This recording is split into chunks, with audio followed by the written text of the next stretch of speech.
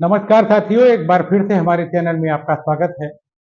आज मैं आपको एक ऐसी व्यक्ति से मिलाने जा रहा हूं जो पूरे भारतवर्ष में सबसे कम उम्र के मीसाबंदी रहे।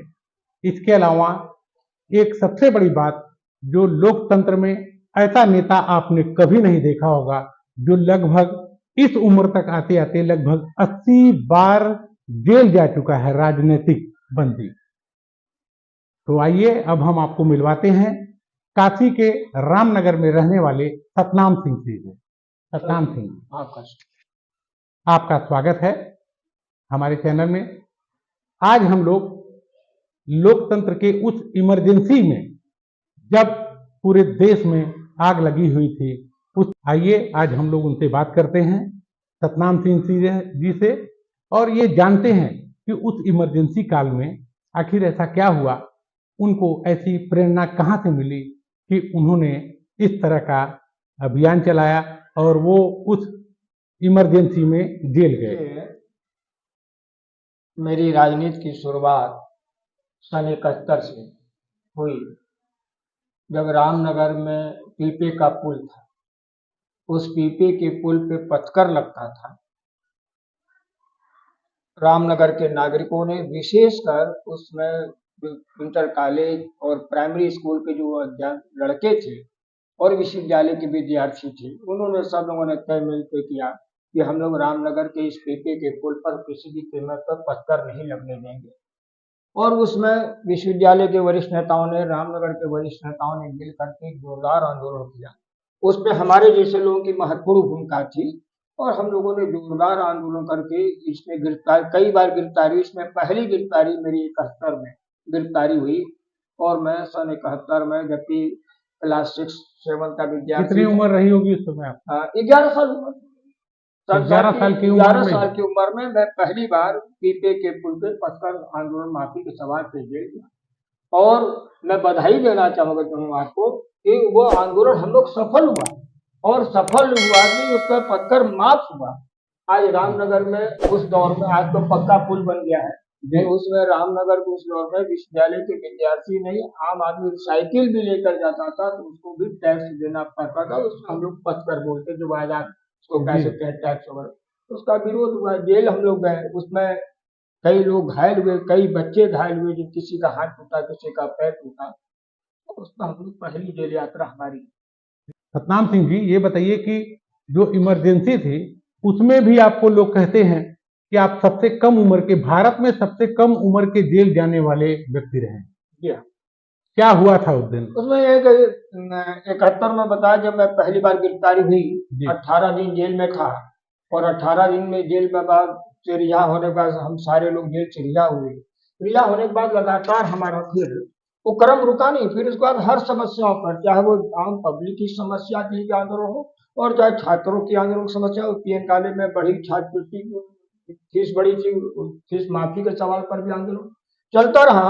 उसी दौरान जयप्रकाश नारायण जी का जो बिहार से आंदोलन चला, संपूर्ण क्रांति का नारा जयप्रकाश नारायण जी दिया, वो आंदोलन जब उत्तर प्रदेश में प्रवेश किया, बनारस में आया, तो उसमें बनारस के तमाम छात्र नेताओं ने, योगनाथ सिंह जी, मोहन प्रकाश जी, मजूमदार जी, सारे लोगों ने आंदोलन का नेतृत्व किया। हम लोग उस आंदोलन में मजबूत भागीदारी रही, यहाँ तक कि 74 में हम मजबूती के साथ हम लोगों ने जयप्रकाश जी के आंदोलन को पूरे उत्तर प्रदेश में फैला दिया।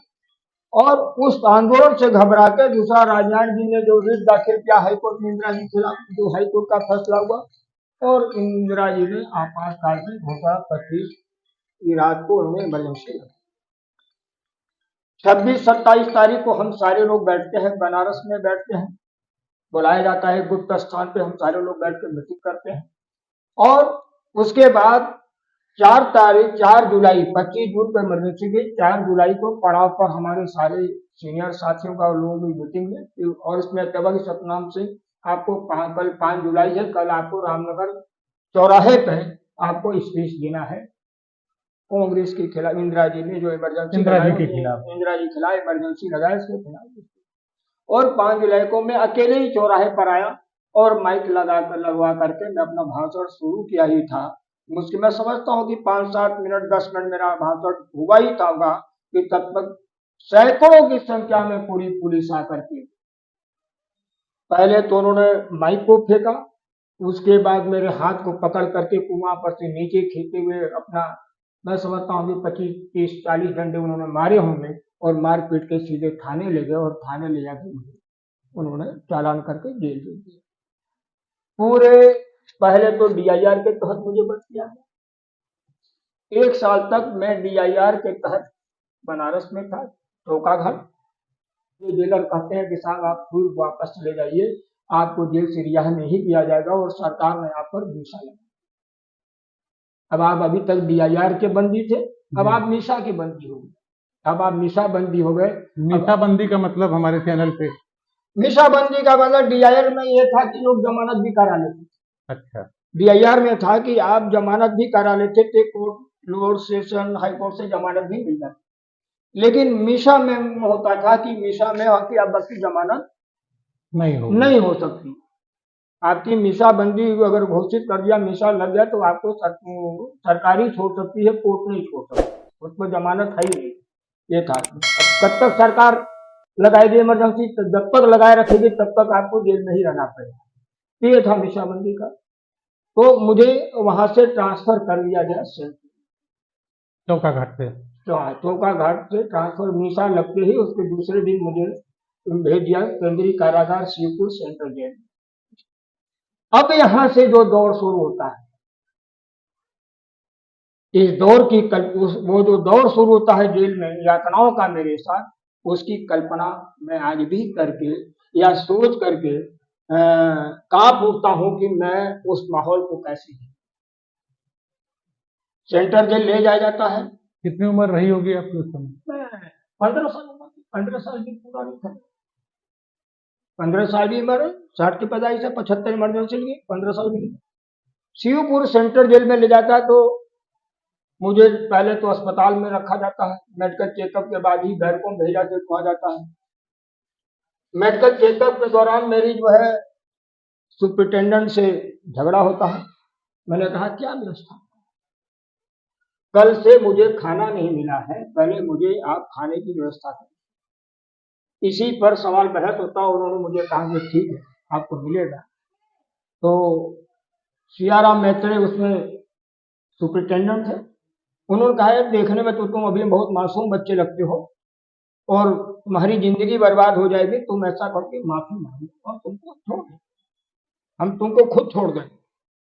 हमने कहा कि माननीय सुपरिटेंडेंट साहब, आपको जो कुछ भी करना हो मेरे साथ कर लीजिए, जितना जो व्यवहार कर सकते हैं, जो भी मारपीट कर लीजिए, जहां तक माफी नामा है तो मैं माफी माफी नहीं मांग सकता, ना मैं माफी नामा लिख सकता। इतना ही कहना था कि सियाराम मैत्रे ने मुझे 14 सेंट्रल जेल की 14 नंबर तन्हाई में डाल दिया। और वह 14 नंबर की तन्हाई, अभी आप बाथरूम में देखेंगे, आप छोटा सा बाथरूम, वही कमरा था कि आप पूरा पैर फैला करके भी लेट नहीं सकते, सिकुड़ के ही लेटना होगा। और 2 ईंटा रखा है, उसी ईंटे पर ही आपको बैठ करके आपको शौच करना है, और अगर पेशाब किया तो पेशाब पूरे कमरे। और दरवाजा लगा है लोहे का गेट का, वही नीचे से खाना, और सिर्फ एक टैप खोलते थे, सुबह निकालते थे कि आप जाइए फ्रेश होकर के और आइए। नंबरदार पक्का वहां का सेंट्रल जेल का रहता था, वो मुझे ले जाता था और फिर तुरंत करा के मैंने, आप समझ लीजिए कि मेरे अगल में कौन है कम तन्हाई में, मेरे बगल की तन्हाई में कौन है, इस बात की जानकारी हम लोगों ने दी। तो 14 दिन मुझे उस 14 नंबर की तन्हाई।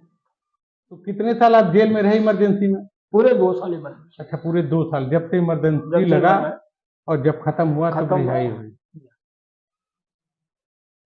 ये हैं सतनाम सिंह जी, जिनकी दर्द भरी गाथा सुनकर हर आदमी, मतलब उसके पास शब्द नहीं होंगे आगे पूछने के, आगे कुछ बोलने के, आगे कुछ सुनने, या आने वाले भविष्य में जो लोग हैं वो लोग सफल कैसे होंगे इस राजनीति में। देखिए 90-95 के दशक तक तो इस देश की हालात ठीक थी, लोग जम करके बोल पाते थे, संघर्ष होता था। आम कार्यकर्ता, राजनीतिक कार्यकर्ता आंदोलन, हर मुद्दे पर आंदोलन करता था, संघर्ष करता था, प्रदर्शन, और ईमानदारी से कार्यकर्ता भी लगता था और नेता भी, और आम जनता भी ईमानदारी से उन कार्यकर्ताओं और नेताओं का सहयोग।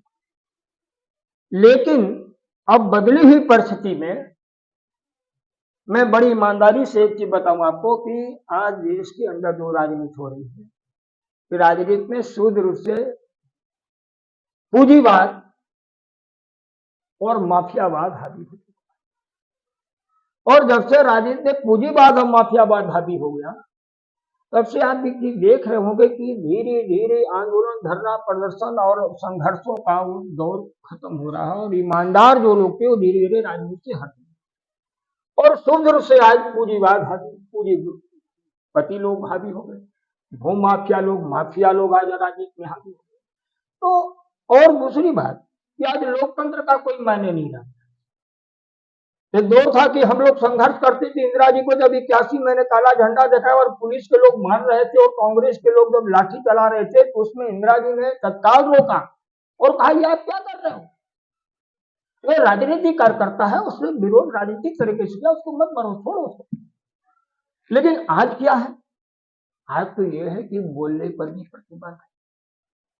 आप धरना नहीं कर सकते, प्रदर्शन नहीं कर सकते, उसके लिए परमिशन लेना पड़ेगा, तो आप धरना प्रदर्शन कर सकते हो। भी एक स्थान निर्धारित कर दिया जाएगा कि इस स्थान पर ही धरना प्रदर्शन कर सकते हो, उसके आगे आप नहीं बढ़ेंगे, और अगर आपने कुछ कर दिया उसके आगे बढ़ गए तो सीधे मुकदमा होती। तो आज लोकतंत्र, लोग की जो परिभाषा होती है, हमको लगता है देश के राजनीति के लोग परिभाषा को भूलते हैं, और उस परिभाषा को नहीं भूलते तो आज देश के अंदर राजनीति, इतनी गंदी राजनीति हो जाती। पूंजीवाद कभी हावी नहीं होता राजनीति में, माफिया लोग कभी राजनीति में हावी नहीं। हमने उस दौर में भी वरिष्ठ पत्रकारों को देखा है, उनकी लेखनी को मैंने देखा कि एक कलम अगर चलता था तो पूरा बनारस का प्रशासन छोड़िए, उत्तर प्रदेश सरकार भी नहीं जाती। लेकिन आज वो सारी चीजें खत्म हो, धीरे धीरे खत्म हो जा रही है, जो इस देश के लिए शुभ संकेत नहीं। नौजवानों को, विशेषकर जो नई जनरेशन जो राजनीति में है, तो उनके बारे में मैं कुछ कहूंगा नहीं, क्योंकि अनुभवहीन है, उनको उतना अनुभव नहीं है, न तो उनको संघर्ष की राजनीति, और जिस भी राजनीतिक नेता ने, कार्यकर्ता ने, जिसने संघर्ष की राजनीति न किया हो, जेल की राजनीति न किया हो, पुलिस की लाठी नहीं खाया हो, तो उसको अनुभव कैसे होगा राजनीति का। तो अगर आम जनता के लिए लड़ना है ईमानदारी से, तो उनके लिए संघर्ष करना होगा, जेल जाना होगा, पुलिस की लाठी खानी पड़ेगी, तभी आपको आवाज उठाना, हर गलत चीज के खिलाफ आपको आवाज उठाना पड़ेगा, तभी लोकतंत्र मजबूत हो पाएगा। ये हैं सतनाम सिंह जी, बनारस के लोकतंत्र सेनानी, जिनके बारे में आपको बता दूं कि लगभग 11 वर्ष की उम्र से लगभग अभी तक 80 बार राजनीतिक कारणों से जेल जा चुके हैं। भारत के सबसे कम उम्र के लोकतंत्र सेनानी हैं।